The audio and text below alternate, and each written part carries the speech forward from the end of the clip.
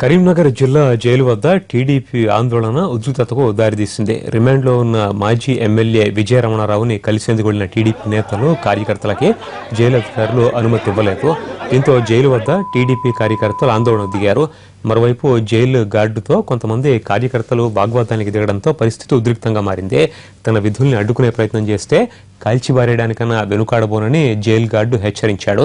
అప్పటికే టీడీపీ కార్యకర్తలు వెనక్కి తగ్గకపోవడంతో తుపాకీ గురిపెట్టేందుకు సిద్ధమయ్యాడు గార్డ్. అయితే అక్కడే ఉన్న సివిల్ పోలీసులు గార్డుని సముదాయించారు. రమణరావుని కలిసేందుకు వెళ్లిన వాళ్లలో టీటీడీపీ నేత రేవంత్ రెడ్డి కూడా ఉన్నారు.